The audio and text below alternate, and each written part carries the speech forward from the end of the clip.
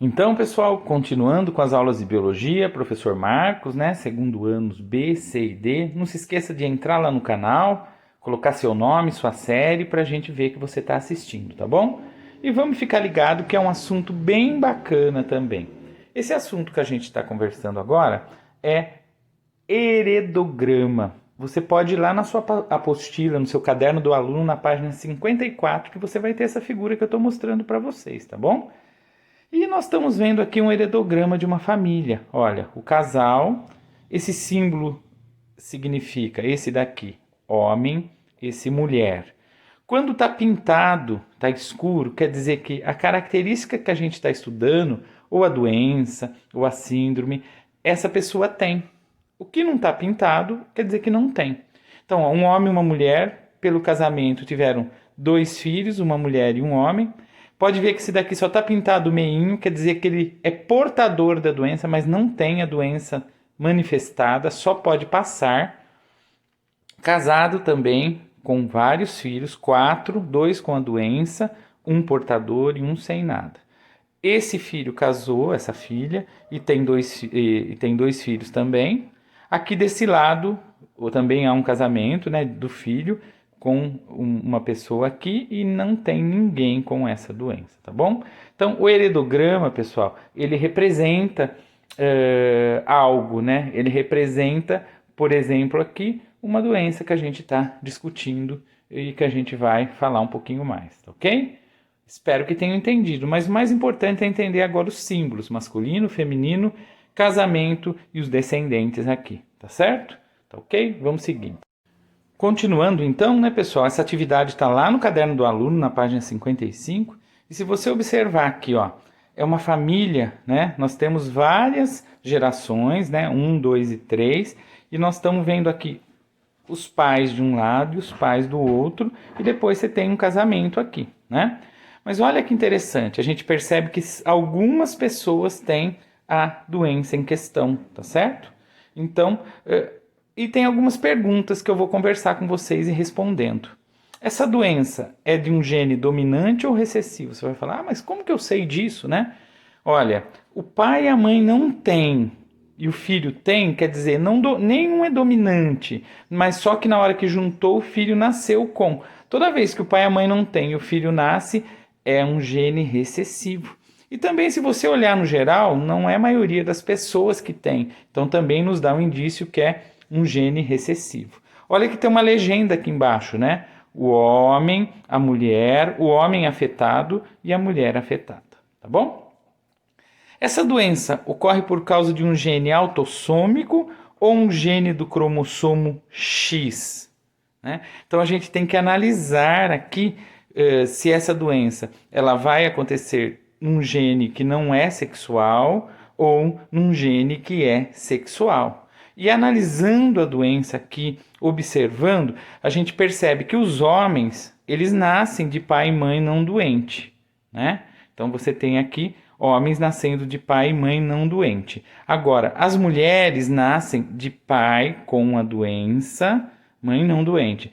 Mas você não tem mulher nascendo de pais que não são não doentes. Isso nos dá um indício que está ligado a um cromossomo sexual, ao cromossomo X, tá ok?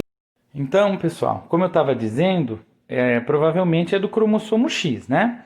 Mas, ó, porque observe, ó, X desenho da mãe, Y do pai veio para esse filho, ele nasceu. Então, a mãe é portadora e o pai não é nem portador, tá bom? Então, é no cromossomo X e pode perceber que a mulher que nasce, o pai, ele tem a doença, porque vem o XDzinho dele e o da mãe, que é portadora, provavelmente, tá bom? Essa doença pode ser decorrente de um gene existente no cromossomo Y? Nem pensar, né? Não. Por quê? Porque tem mulheres. Mulheres não têm Y. Se fosse no Y, as mulheres não seriam doentes. Então, não pode. Pode ser o daltonismo? Sim, porque o daltonismo está ligado ao X, né? E tem todas as características para ser o daltonismo. E quais mulheres são afetadas nessa família?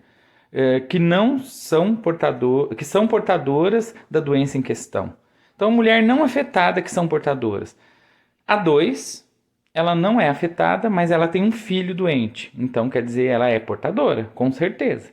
E a 4 também, ela não é afetada, mas ela tem uma filha. Quer dizer, ela teve que mandar o XDzinho para esse filho e o XDzinho para essa filha. Tá ok? Só para exemplificar, né, pessoal, esse caso que eu estava mostrando é esse caso aqui, ó. O homem portador, a mulher portadora. Então, para nascer o filho aqui, o pai mandou o Y e a mãe mandou o XDzinho, tá certo? Agora, se fosse nascer uma menina, teria que o pai ter o XDzinho também para juntar com o da mãe, tá certo? Então, a genética é uma matemática, né? Uma probabilidade que é importante a gente saber. Espero que tenham entendido e, se tiver dúvida, manda a pergunta para a gente, tá certo? Até mais. Olá, pessoal. Então, vamos continuar. Turma dos segundos anos B, C e D. E vamos falar hoje de um assunto muito bacana em biologia, tá? Síndromes. Síndrome de Down, síndrome de Turner, síndrome de Klinefelter. Tem tudo a ver com o estudo do cariótipo que a gente já teve, né? E para começar, eu vou fazer uma pergunta para vocês. Você sabe o que significa a palavra síndrome? Síndrome, pessoal, é o conjunto de sinais e sintomas que a gente observa em vários processos patológicos, ou seja, vários processos de doenças, né? Então a gente observa alguns sinais, a gente observa alguns sintomas, e isso se chama síndrome. São algumas características de uma patologia, tá bom? E você conhece alguma dessas síndromes citadas acima? Síndromes de Down, de Turner e Klinefelter? Então fica aí com a gente que eu vou explicar direitinho o que é cada uma delas e como a gente deve entendê-las da melhor maneira possível, tá ok? Então, pessoal, nós vamos falar da primeira síndrome, que é a síndrome de Down. Antigamente, eu não sei se vocês sabem, era chamada de mongolismo, porque as pessoas que nasciam do lado da Mongólia tinham aquele olho mais puxadinho, como tem as pessoas que têm síndrome de Down. Só que depois, com o tempo, até para não virar um estereótipo, um preconceito, esse nome não se usa mais. Até porque, pensa bem, você vai começar a chamar a pessoa por um local que ela nasceu, então a síndrome de Down é síndrome de Down e pronto, tá bom? Hoje todo mundo já fala síndrome de Down. Qual é o cariótipo? O homem, 47 cromossomos, nossa, 47, o normal é 46, né? Onde são 45 autossomos, que não são sexuais, que é a trissomia do 21. O que quer dizer isso, pessoal? Na hora de formar o 21 vira um trio, que nem eu estou mostrando aqui, ó. Mais XY. Se for XY, é um síndrome de Down, esquece esse daqui, homem. E se for 45, trissomia do 21, mais XX, esquece esse daqui. Então, é síndrome de Down, mulher, tá bom? Eu pus os dois aqui, a mulher e o homem no mesmo cariótipo, mas é um ou outro, para dar os 47 cromossomos. Ah, mas por que eles têm 47? Porque na hora que se forma o espermatozoide ou o óvulo, por algum motivo, a mãe ou o pai manda um cromossomo a mais. E aí a criança nasce com 3,21. As síndromes são assim, pessoal. Dependendo do cromossomo que vem a mais ou a menos, é uma síndrome. Então, quem tem síndrome de Down tem algumas características. Uma certa dificuldade de aprendizagem, tem aqueles olhos característicos, muitas vezes tem pregas na mão que são contínuas, diferente da gente, os dedos do pé unidos, diferentes também do que o da gente. Não quer dizer que todos tenham todas as características, mas entende por que é síndrome? Porque tem várias características, tá certo? É importante a gente conhecer e entender. Alguns podem ter problemas no coração, não quer dizer que todos tenham, né? Mas algumas características em comum. E o mais importante, né, pessoal? São pessoas que devem ser respeitadas sem nenhum preconceito. A sociedade já caminhou muito nisso, mas cabe a gente entender cada vez mais que temos que respeitá-los como respeitar qualquer ser humano, ok? Então tá aí, síndrome de Down, espero que tenham entendido. Pessoal, vamos então a outra síndrome, né? É a síndrome de Turner. Já é outro cromossomo, na verdade é um problema no cromossomo sexual. Então as pessoas que têm síndrome de Turner, elas nascem com 45 cromossomos, sendo que 44 autossomos, os autossomos são todos normais, mas na hora que chega no sexual é X0, não é nem XX nem XY, então falta um cromossomo sexual. Então essa pessoa ela vai nascer com características não bem definidas, nem de homem, né? Porque não tem Y, e mesmo de mulher não são tão definidas. É mais para o feminino, porque ela tem um X aí, mas não é bem definido. Então, ela tem como característica um pescoço alado, né? Um tipo de pescoço diferente, é bem característico dessa síndrome. Ela não tem os órgãos genitais bem definidos, femininos, porque falta um X para estar definindo. Ela tem um X apenas. A síndrome de Turner, pessoal, ela é muito menos comum. A síndrome de Down, dessas síndromes, ela é a mais comum.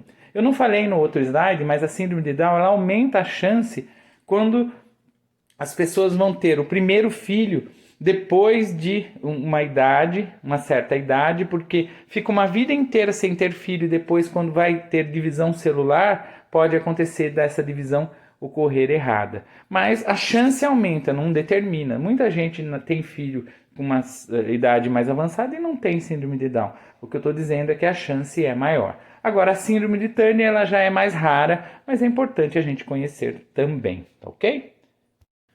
Uma terceira síndrome é a síndrome de Klinefelter, que tem um cariótipo bem diferente, 47 cromossomos, sendo 44 autossomos, normais aqui, né?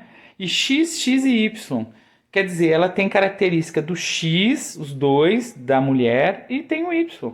Então, esses indivíduos, eles têm características femininas e masculinas. Tem desenvolvimento de pênis, tem desenvolvimento de mama, isso daí se chama ginecomastia, mas tudo não muito definido.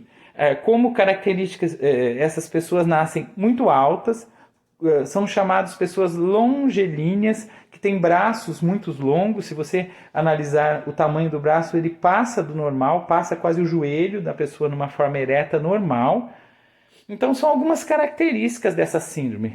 Como a síndrome de Turner, também a síndrome de Klinefelter não é tão comum, né, pessoal? Mas está aí para vocês entenderem, e mexe com característica sexual, porque tem característica de homem, muitas vezes tem ovário, testículo, porque ele está com essas características sexuais alteradas, porque os cromossomos sexuais vieram de maneira não dentro de uma normalidade, tá certo?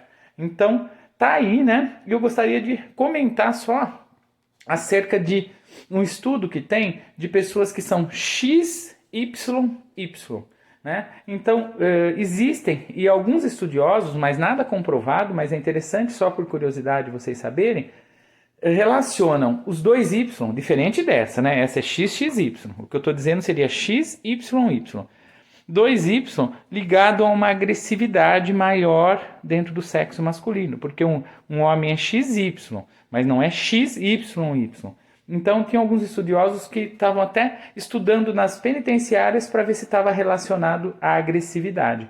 Mas nada concluído ainda, né, pessoal? Só uma curiosidade para vocês terem aí no conhecimento de vocês, tá ok?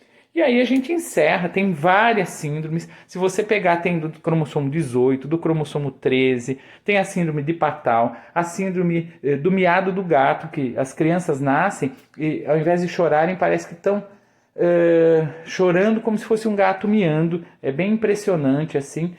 São várias características e várias síndromes que nós temos. Tem livros que tratam só dessas síndromes. Nós falamos de algumas para vocês entenderem, tá ok? Espero que tenham entendido. E qualquer dúvida é só estar perguntando, tá ok? Bem, pessoal, então continuando os estudos de biologia, professor Marcos, segundo os anos, né? Vamos falar de outro assunto muito legal que eu acho que vale a pena vocês ficarem ligados. Fiquem até o final para ver. E eu tenho certeza que vocês vão entender e vão ficar expertos em sangue, em tipo sanguíneo. Bom, mas o que é o tipo sanguíneo? Nós estamos aí, vocês estão vendo uma tela dos tipos sanguíneos, né? O tipo sanguíneo foi descoberto em 1901 por um cientista e ele percebeu que algumas pessoas tinham algumas proteínas no sangue que as outras não tinham. E resumindo a história, essas proteínas ele chamou de grupos sanguíneos A, quem tinha a proteína A. Grupo sanguíneo B, quem tem a proteína B. Grupo sanguíneo AB, quem tem as duas proteínas. E grupo O é quem não tem nenhuma das duas. E essas pessoas, ele foi estudando, ele percebeu que no sangue eles têm essa proteína, A, B, AB, ou não possui.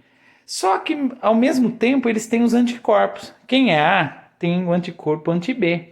Quem é B, anti-A. Quem tem A e B, como tem os dois, não tem anticorpo. E quem é O tem os dois anticorpos.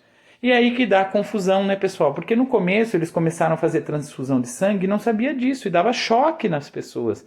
Porque quem é A não pode receber de B, porque tem o anti-B. Quem é B não pode receber de A, porque tem o anti-A. E assim por diante. Então eles perceberam que não dava para ter doação de sangue de qualquer jeito, tá bom? Então esse é o primeiro passo. Por isso que a gente tem que saber o tipo de sangue para fazer a doação.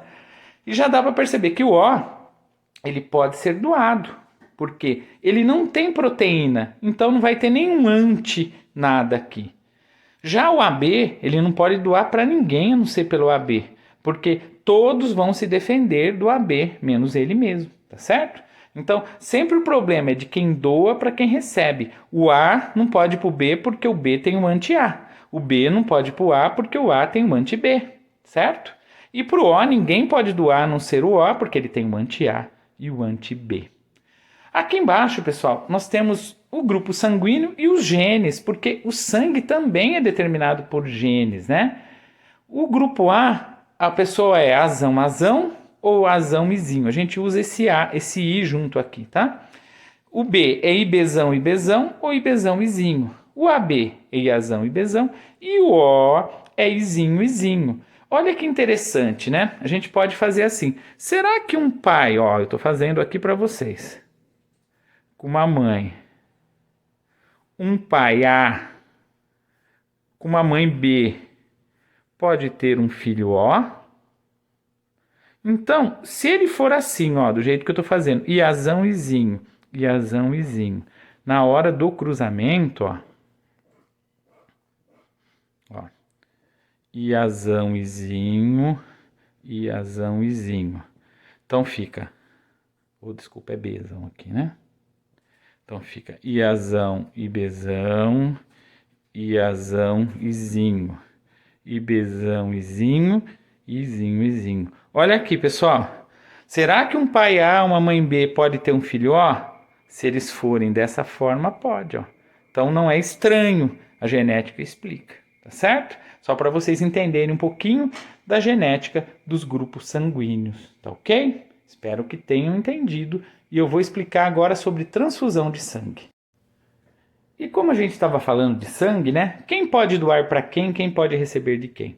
Olha o O aqui, né? O O, ele pode doar para todos, porque como eu disse, ele não tem a proteína, então todo mundo recebe o O. Ele mesmo, o A, o AB e o B, beleza? O A, ele pode doar e receber do A e pode receber do O. Ele pode doar para o AB, né? Porque o AB tem o A, não tem problema nenhum. Só isso. O B ele pode receber de O, como todos, pode doar para B mesmo e para o AB, porque o AB tem B também, tá? Agora, o AB, ele pode receber dele mesmo, ele pode receber do A, ele pode receber do B, ele pode receber do O. Então, a gente fala que o AB é o doador, ou melhor, é o receptor universal. Ele pode receber de todo mundo. E o O é o doador universal, ele pode doar para todo mundo, tá ok? Porque ele não tem nenhuma proteína que vai estimular o outro a se defender. Já o AB ele pode receber porque ele não tem nenhum anticorpo que ele vai se defender do outro. Então lembra disso, é bem útil. O O é doador universal e o AB é o receptor universal, tá ok? Mas vocês devem estar se perguntando, e o positivo e o negativo? O positivo e o negativo é o sistema RH.